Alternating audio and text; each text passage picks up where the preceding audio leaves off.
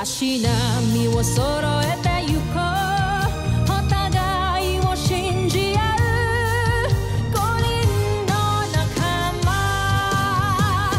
ボルテス5に預けた命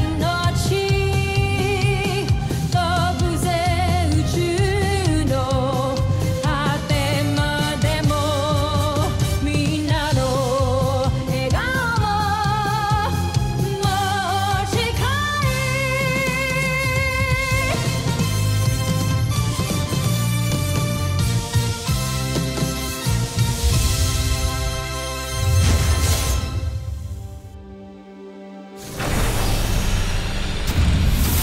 nakaraan sa Voltes 5 Legacy.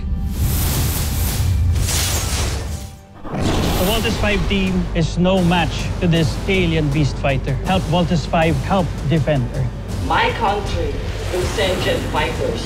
We will send ours too. We will be there for Voltes 5. Mukhang buong mundo naman ngayon ang nagliligtas sa atin. Pupuksain kayong lahat ng aking beast fighter hanggang sa walang matirang bayani sa'yo. Pero John, tanggalin mo to, please. Steve, pakawalan mo kami. Ito lang kayo. Kulang babalik sa laban. Di mo ko pinakawalan, uupuan ko si Octo 1. Sige na nga! Isa-sacrifice mo rin yung sarili mo katulad ng ginawa ni Mama. Egbert, wala tayong choice. Kailangan meron mag-sacrifice at ayoko mapahama kayong lahat. Hindi ako papayag na magsasacrifice kang mag-isa. I don't want to lose you kasi mahal kita, Steve! Stop wasting your time arguing. May isa pa tayong bala. Team, this is Ultra Marcon, an auxiliary ultra-electromagnetic generator designed by Dr. Armstrong. Tignan mo, John Pre, naayos na nila muli ang mga makina ni Voltes 5. Zul, huwag mong papatakasin ng Voltes 5. Siguraduhin mo bago matapos ang araw na ito. Mawawasak mo silang lahat. Masusunod, Prinsipe. Ito na. Evasive maneuver! Deploy Ultra Marcon now. Let's vote! Ultra Marcon, fire!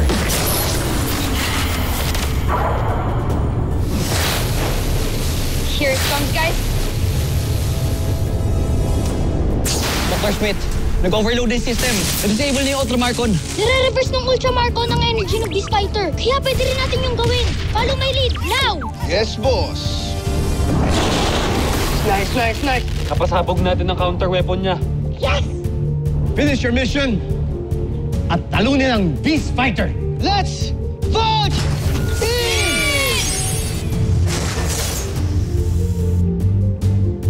Yes! Nagawa natin! Nakapag-vote din tayo! Woo!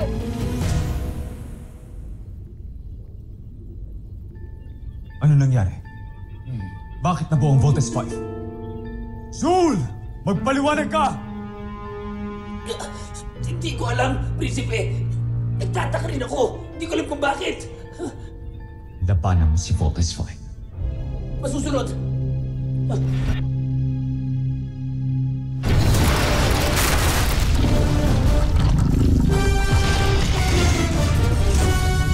Walang yaka talagang hayop kang hito ka. Pinahirapan mo kami. Ganda ka. Gagawin kitang catfish salad!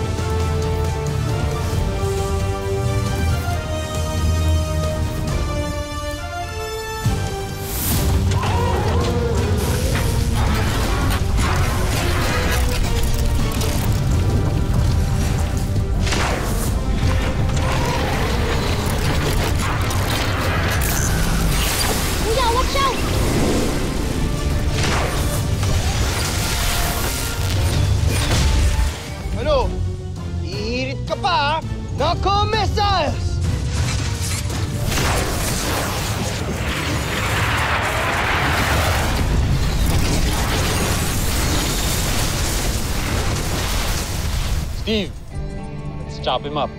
All right.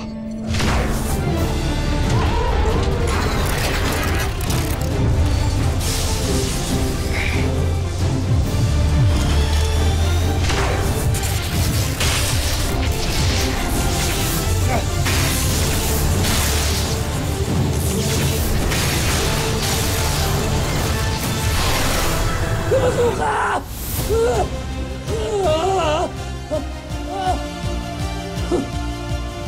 Konamu.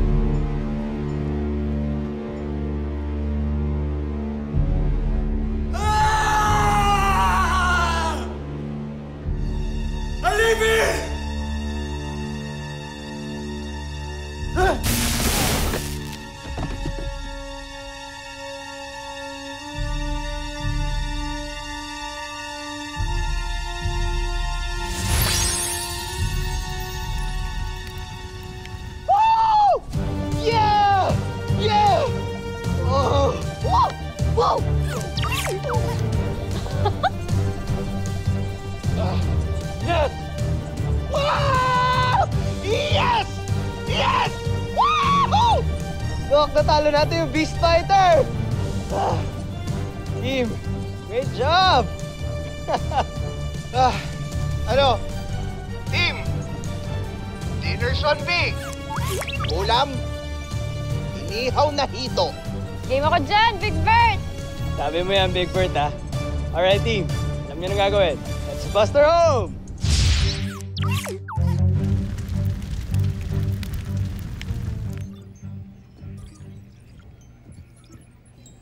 Dr. Smith, incoming hologram transmission from EDF.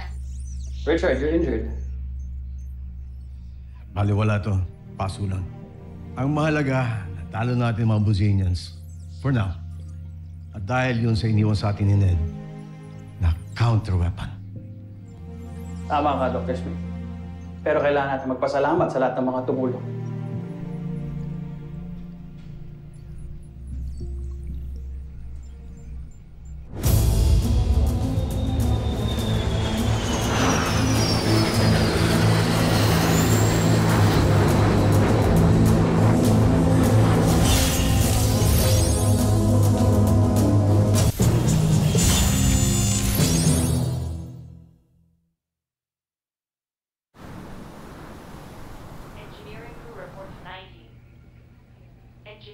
Grabe, sobrang miss na miss ko na yung kama ko.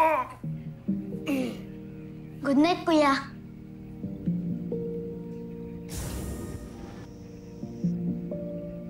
Papahinga ka na, ha? Good night. Good night.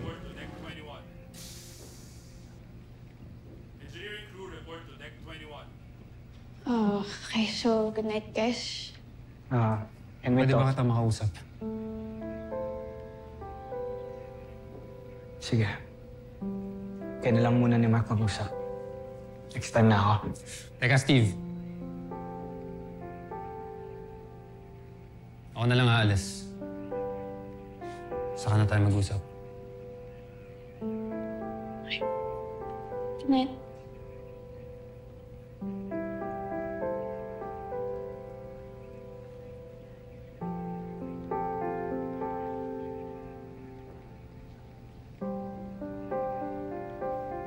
So, ano yung gusto mo pag-usapan natin? Totoo ba yung sinabi mo kanina, Jamie? Alin dun? Na mahal mo ako.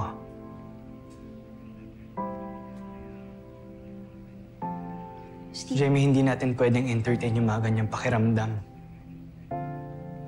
Nakita mo naman kanina, di ba? Ang gulo pa ng mundo. Hindi nila tayo tinitigilan. Jamie, Hindi mo ako pwedeng mahalin. Kalimutan mo yung nararamdaman mo sa akin for your own sake and everybody else's.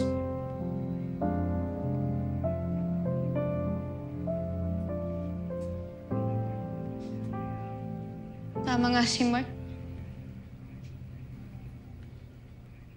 Feeling mo talaga, no? I didn't mean it that way. Oo, mahal kita. Bilang kaibigan. Bilang teammate at... So huwag kang feeling, Steve Armstrong. Kasi hindi ako isang tangang mafafall sa isang mayabang na tulad mo.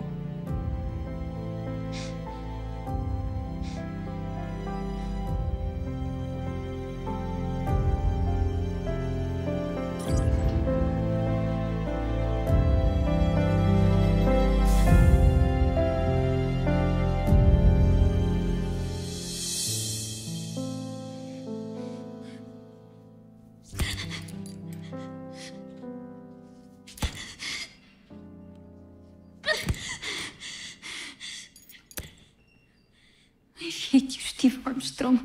Bakit hindi ka napansin? Nandyan ka lang pala sa aking tabi. Ba't hindi naisip na baka ikaw nang para sa akin? Kala kaibigan lang, pero parang nahulog na rin. Paano pa sinta? Ikaw sana ang nauna, sana'y sa'yo at di kanya ang puso ko pa.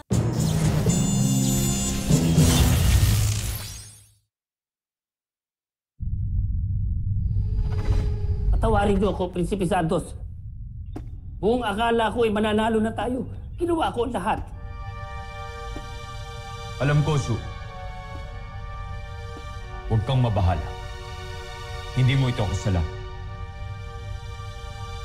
Napaghandaan tayo ng mga taga-Terra Erdo at naisahan nila tayo. Jonfer, meron ako naiisip na iba pang plano. Hindi na kailangan.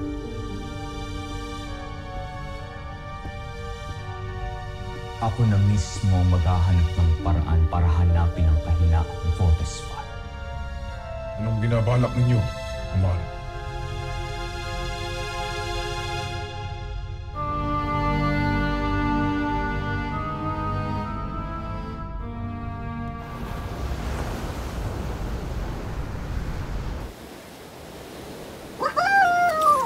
Ang galing mo, Octomon! Mas mabilis ka pa sa akin! Very good, Octo. Binagalan ko pa yan. Alam, may tao! Kuya! Kuya, gising! Okay ka lang ba? Detecting unstable vital signs. Nalunod ata siya. Octomon, tumawag ka ng Ciclope! Bilis! Roger, Roger. Sundan niyo ako. This way. Follow, Octo. Hurry!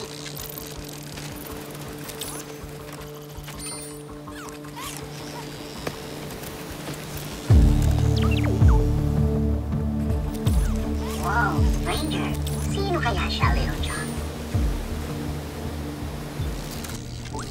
Dok, ano pong nangyari sa kanya? He's breathing, but unresponsive. Let's check for secondary drowning. Oo nga po, Dok. Parang nalunod po siya. Parang inanod lang po siya eh. Kailangan natin itong report kay Dr. Smith. Definitely. Little John, pwede mo na muna siyang iwan. Okay lang po. Magbabantayan na lang po ko dito hanggang maging okay siya. Nakakaawa po kasi. Doc, magre-report mo muna ako kay Dr. Smith. Go ahead.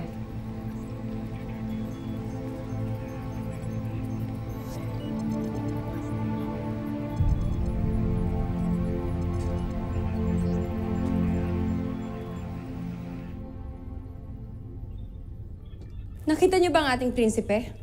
Wala siya sa kanyang silid. Umalis siya para sa isang misyon. Nandito siya ngayon. Kasama ng mga taga-Terraert. Kumustan mo, General. Nakapasok na pala siya sa kampo ng Voltes 5? Oo, General. At siguradong magtatagumpay siya sa kanyang misyon na mahanap ang kahinaan ng ating mga kalaban.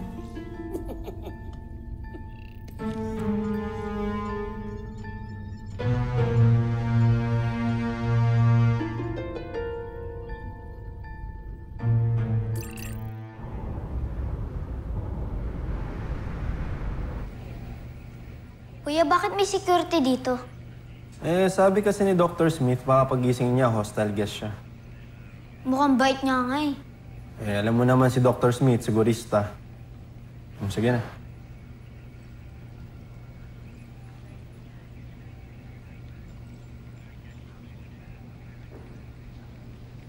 Kuya, gising ka na. Hello, Kuya. Nakakapagsalita ka ba? Sino ka? Nasaan ako?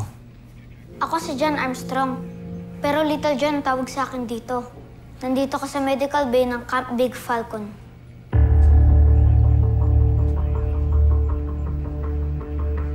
Camp Big Falcon? Hindi mo alam ang Camp Big Falcon? Lagi itong nasa news. For your information, dito ang base ng Voltes 5. Kaya, ang swerte mo na kami ang tumulong sa'yo. Baka swerte ko nga. Sino mag-aakala makakapasok ako rito? Naawa kasi kami sa'yo. Kung di kita nakita, baka dead ka na siguro ngayon. Napakalaki pala ng utang na loob ko sa'yo. Salamat Maraming salamat. You're welcome po. And nice to meet you.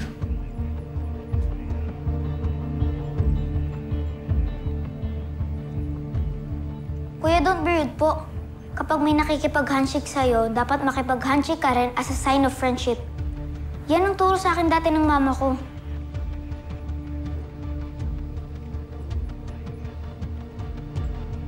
Little John!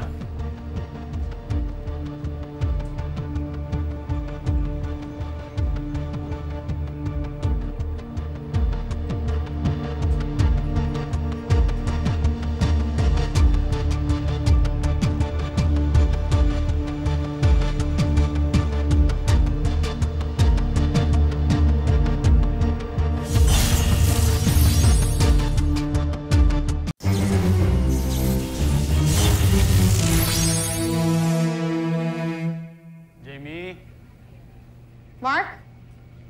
Enter. Ano, nakita niyo na ba siya? Pupuntahan ko pa lang eh. Ha? Nakita ang ano? Ano ibig mo sabihin? May tinulungan kasing lalaki si Little John. Dinala niya dito sa loob ng camp. Nandun ngayon, nasa medical bay. Check ko lang kasi sana, baka kasi kalaban na naman yun. Kasama ba kayo? Sige, hindi ka.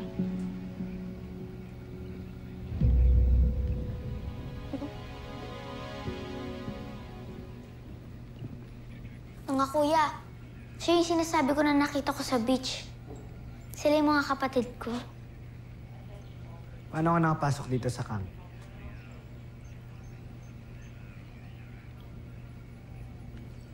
Namamasyal ako sa dagat. Gamit ko yung bangka ng isang kaibigan ko. Pauwi na sana ako nang biglang may sumalubong sa akin malaking alon. Tumaubi yung bangka ko at palutang-lutang ako. Akala ko talaga mamamatay na ako. Well, buhay ka. Yun naman yung importante, di ba?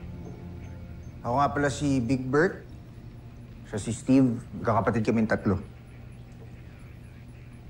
Ikaw, anong pangalan mo?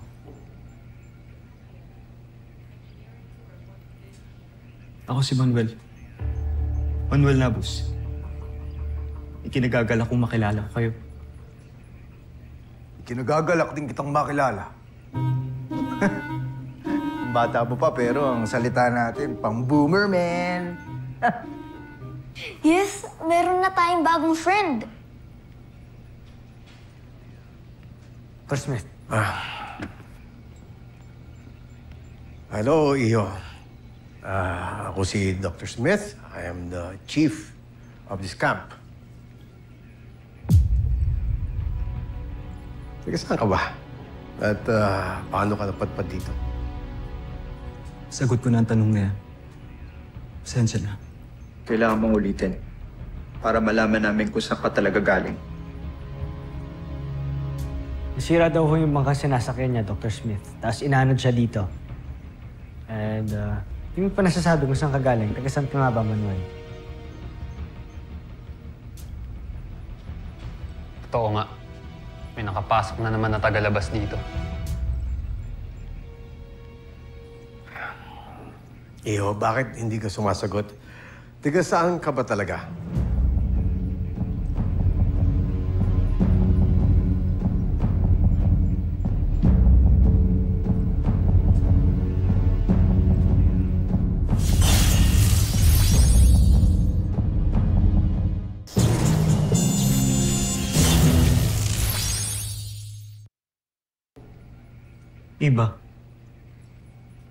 Iba Zambales. Nagaroon ako.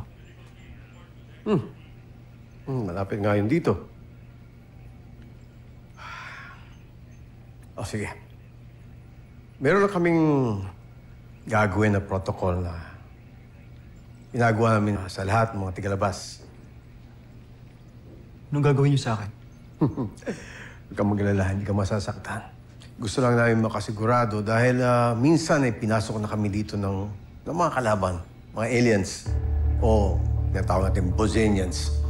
Gusto lang namin makasigurado na tao ka talaga. Proceed, Doctor. All right, let's do the bioscan. This won't take long. Bioscan,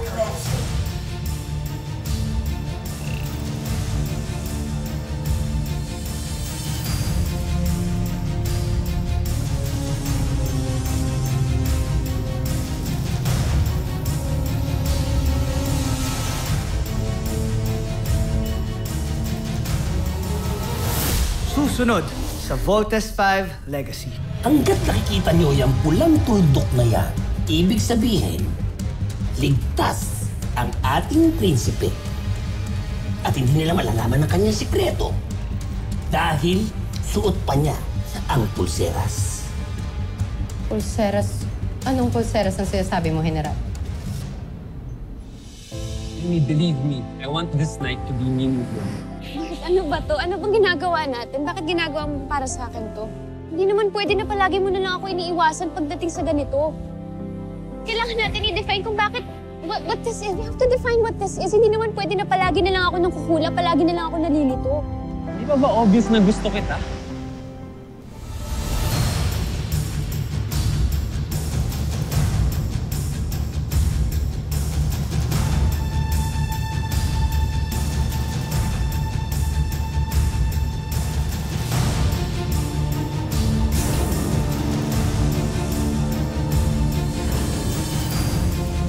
Manuel? Anong ginagawa mo dito?